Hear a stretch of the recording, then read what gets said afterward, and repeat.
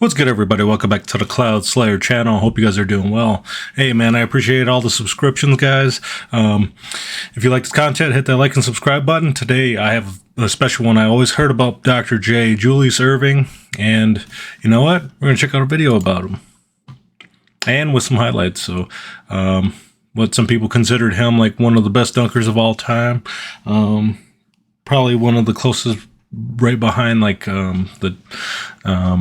who's that? Vince Carter, the dunk god or whatever. So I mean, Vince Carter had some really great dunks back then too. You know, I mean, he just recently retired last year, so that's pretty cool longevity. But this video is made by Nonstop, so if you like their video or anything like that, hit that subscribe button, hit that like button. I'll have their channel down below, and let's jump into this, guys. Julius Erving was the first basketball superhero and the first player who transcended basketball and entered pop culture. He was the Michael Jordan before Michael Jordan. He made dunking popular and was the first player with signature sneakers. Here's the video about Dr. J. How good? Oh man, that's awesome. I'm trying not to interrupt as much, try to find a good spot, because I do lose track and I forget what I'm going to say right away, so I do apologize in advance. But you know what, those are very great accomplishments, you know what I mean? So especially somebody that is African American, and you know, to have these kind of accomplishments, that's freaking great, and it helped revolutionize the game of basketball, so that's awesome. How good was he actually? Why he was one of the most important figures in NBA history, and where does he rank among the all-time best? Basketball beginnings. Julius Erving made his first basketball steps on the concrete playgrounds of Long Island, where he was born and raised. It was in high school where Julius got nicknamed the Doctor by one of his teammates because he was 6'7", with an enormous wingspan and some of the largest hands in basketball history. He got nicknamed the Claw by an announcer in the famous Rucker Park in New York. They also called him the Houdini because of his spectacular moves, and Black Moses because of his afro. But Erving didn't like any of these nicknames, and he asked the announcer to call him Doctor. There, he became Dr. Julius, and ultimately, Dr. J, which became one of the most famous names in NBA history. After high school, Erving enrolled at the University of Massachusetts, where he spent 3 years. He delighted the crowds with 26 points and 20 rebounds per game, and he remains one of only 6 players in NCAA history with a 20/20 average. Julius did not come from a wealthy family and needed money, so he decided to leave college early and play basketball professionally. Because the NBA rules didn't allow teams to draft players if they were less than 4 years removed from graduating high school, Erving decided to join the ABA. He signed a 7-year, $500,000 contract with Virginia Squires in 1971 and immediately proved that leaving college was a good decision. The best player in the Sorry to interrupt. This is probably the best time I'm going to do that, but oh man, that's awesome, man. 4 years removed, you have to go to college and stuff like that. It was a different time also, but you know, playing at like Rooker Park, you were almost like a god, you know what I mean? So that was probably like the mecca of basketball for that area. So you didn't really have a name unless if you played there, is what I heard a lot of stories about, you know what I mean? So I did watch a video where like Kevin Durant or, you know, one of these other basketball players went down there and then like they shut it down, you know what I mean? So it's awesome. And, you know, he had to go through so many nicknames before he got his nickname, and that's freaking awesome. So the ABA. Julius averaged 27 points, 15 rebounds, and 4 assists in his inaugural season, and was named to the second All-ABA team and a runner-up for Rookie of the Year behind Artis Gilmore. In his second year, he led the ABA in scoring with 31.9 points per game, and for the first time, Erving realized he might be the best basketball player in the world. I didn't think I might be the most talented player in the world, but after I became a pro, after my second year in Virginia, I thought that there was a possibility that I could offer something unique, Dr. J. And he indeed offered something unique, something never before seen in professional basketball. Dr. J was highly athletic. He glided through the air and finished actions with thunderous dunks. He dunked with the right, with the left, from every possible angle, and further away than everybody was accustomed to. His dunks were also a regular occurrence, and they didn't just happen sporadically like in the 50s and the 60s. And even when Erving didn't dunk, he was a deep bag of layups, scoop shots, and other acrobatic finishes. He was slippery when driving to the basket basket and always had a different solution for opposing defenders. Dr. J was the most exciting basketball player in the world, but he only started getting proper media attention after he got traded to the New York Nets before his third ABA season. In 1974, his first year with the Nets, Dr. J led the ABA in scoring once again, pushing his team to the best record in the league. With 27 points, 11 rebounds, and 5 assists per game, Irving was also awarded the ABA MVP. He proved his dominance over the competition in the playoffs and led the Nets to the title, losing just 2 games in 3 postseason series. Next season, the Nets once again had the best record in the league. Dr. J repeated as the league MVP, but they surprisingly lost in the first round of the playoffs, despite Irving's stellar play. They would bounce back perfectly in the 1976 season, where Irving would once more lead the league in scoring and win his 3rd consecutive MVP award. In the playoffs, Dr. J averaged 35 points, 13 rebounds, and 5 assists per game, leading the net. Man, that was awesome. That's to be the best team there, and it's crazy that they traded him after going into his 3rd season when he was already the leading scorer and stuff like that. That doesn't make any sense, but it might have been like a money issue, maybe. Who knows? I thought people had like a little less of a choice back then, but I could be wrong. Obviously, I am wrong. But ABA and stuff like that, the ABA was another pro basketball. They didn't know who was better, ABA or NBA, but then they had that merger. And then I remember seeing that movie with Jackie Moon in it. What is that? I Love You, Sexy. I can't think of it right now, but let's get back into this. I'm just rambling. Sorry, guys. Nets to another ABA title. 1976 was also memorable for the first dunk contest in history, in which Dr. J competed against other high-flying scorers David Thompson, George Gervin, and Artis Gilmore. I was going to bring up George Gervin and those guys because George Gervin was like he was known as the master of the finger roller, like one of the first people that introduced the finger roll, I thought, and jelly guy, I guess. But David Thompson, Michael Jordan credits him for being the Michael Jordan before him in some interviews, from what I heard. So I want to look at some of his highlights as well. So that'd be pretty cool. But these guys come from like the ABA and stuff like that. So that's.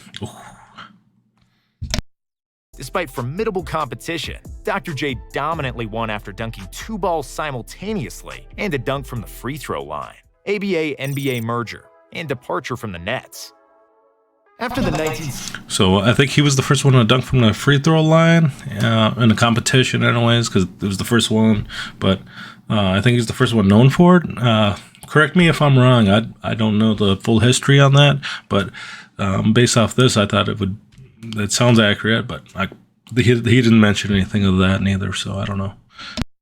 76 season, Dr. J was by far the most popular ABA player, and arguably the most popular basketball player on the planet. He was the first basketball player to enter popular culture, and people who knew nothing about basketball could find out about Julius Erving from magazines, papers, and even comic books. The 70s were a wild era for the NBA, and particularly the ABA, where plenty of teams struggled to meet payroll demands and keep their franchises. The NBA also didn't like that the most popular player in the world played in the ABA, and they feared that others might follow. So the leagues did what was speculated for years at that point and made a merger. The ABA era was now over after 9 years of existence. The Nets, San Antonio Spurs, Denver Nuggets, and Indiana Pacers were absorbed into the NBA for the 1976-77 season, while the rest of the ABA players joined other NBA teams via a draft. Before the 1977 NBA season.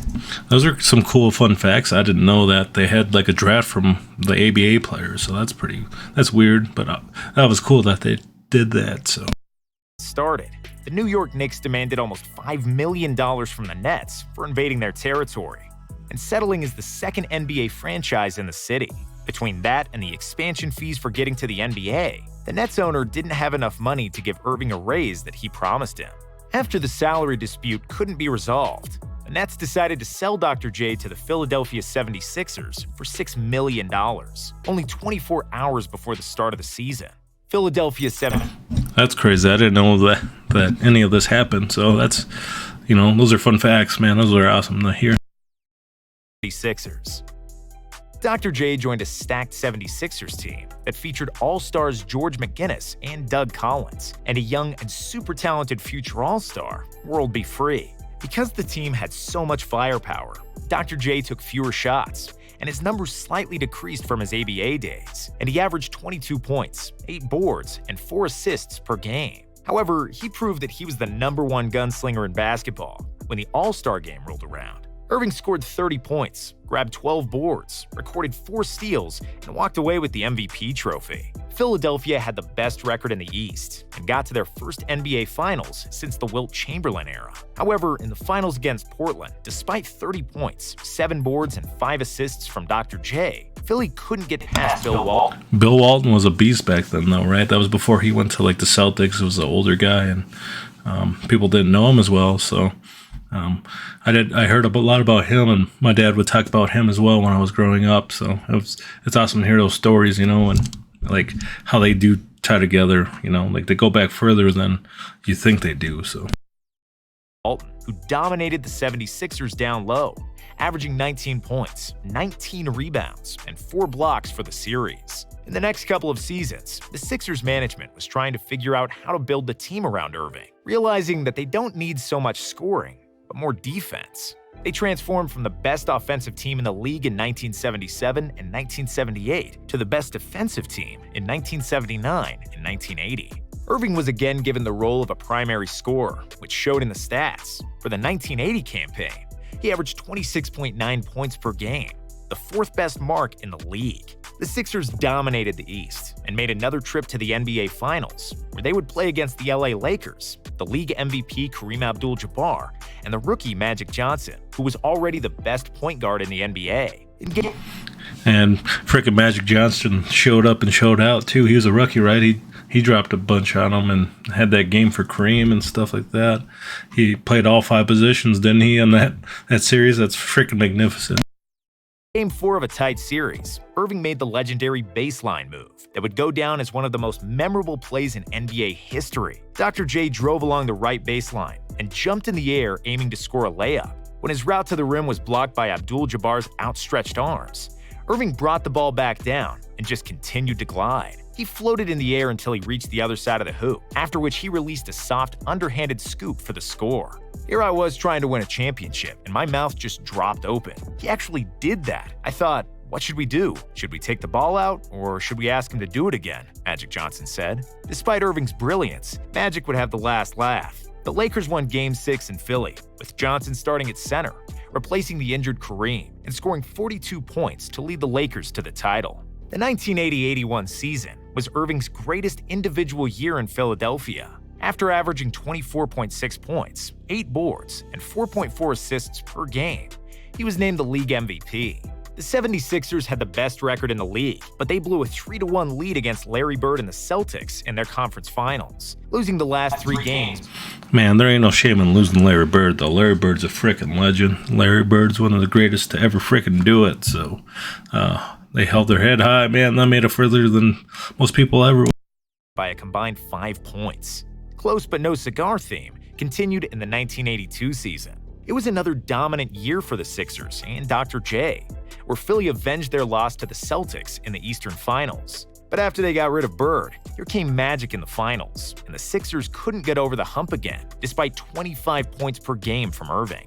It was Dr. J's 3rd finals loss in 6 years with the Sixers, and despite him proving his brilliance, he was running out of time. Irving was 32 years old, and if he was going to win an NBA title, the team needed to make a change. Moses Malone. Man, he could fly, especially for those times. Like, a lot of people don't think people could jump back then, but oh man, you're wrong. And faux. Moses Malone was the NBA MVP in 1982, and by the end of that season, he became a restricted free agent. The Sixers offered him $13 million over 6 seasons, which was a reasonable price for the best center in the league. The Rockets' ownership was stingy and short-sighted, and they decided not to match the offer, and the news was treated as a second Christmas in the Irving household. Dr. J finally had a dominant center to battle the Celtics and the Lakers, the only missing piece during his tenure with the Sixers. With Moses, Irving, Andrew Toney, and Mo Cheeks, the Sixers finally looked like a championship team. and they steamrolled through the regular season, winning 65 games and securing home court advantage throughout the playoffs. Malone was named the MVP of the league for the second consecutive time, and before the playoffs, Moses predicted that Philadelphia would go foe, envisioning a 4-game sweep in each of the playoffs' 3 rounds. He was proved wrong, but only by a hair, as the Sixers lost just 1 game throughout the playoffs, going 4-5-4 or 12-1 overall. In the finals. That's crazy. He almost called it too. That would have been known as like one of the best calls in like freaking sports history, probably. They swept the Lakers, as Malone out-rebounded Kareem 72-30 in 4 games. Even though he was now the second best player on the team, Dr. J had finally won an NBA championship. The Sixers would make the playoffs each time for the next 4 seasons, but they couldn't make another finals. Dr. J kept averaging solid numbers even at the age of 37, when he ultimately retired after the 1987 NBA season. Legacy. Dr. J. That's crazy. I didn't really know that. Like Moses Malone was the best player or center at that time. So retired as arguably the best small forward ever at the time, and he is still in the all-time top 5 at his position. He made the All-Star team in the playoffs in each of his 16 seasons, and he scored over 30,000 points in both the ABA and NBA.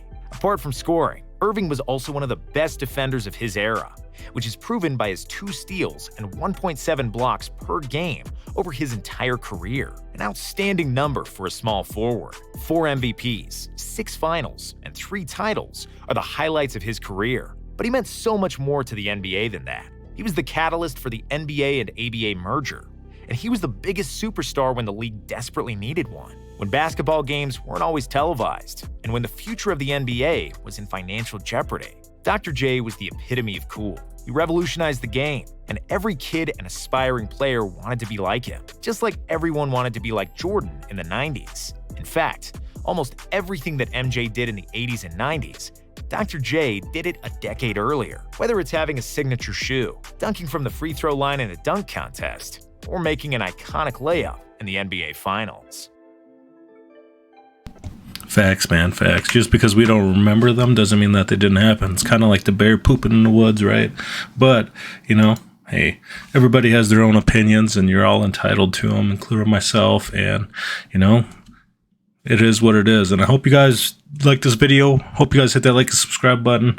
And if you guys like nonstop, go hit the like and subscribe button on our video as well, man. It was a great video. So I hope you guys have a great one, and hope you guys have a great night. If you guys, I'm sorry, the last one, I do like those stories that people have been saying, like they grew up with these guys, went to college, or, you know, grew up next door. Man, that's freaking awesome, man. Like, you don't get to hear those stories every day, and, you know, I greatly appreciate hearing those things, because, you know, hey, man, I didn't get those opportunities. It's just really cool, real fascinating, and, you know, you get to hear a different side of somebody that, you know, the public might view kind of differently, or it's told differently and stuff like that. And, you know, I heard different things, because there was like stuff with like the death of Pete Maravich and stuff like that, and somebody told me in the comments that it was that. So, you know, I never would have known that if I didn't hear that, and I did not get to see the video. So that's awesome. And you know what? Hey, man, thank you guys. So have a great one. Peace.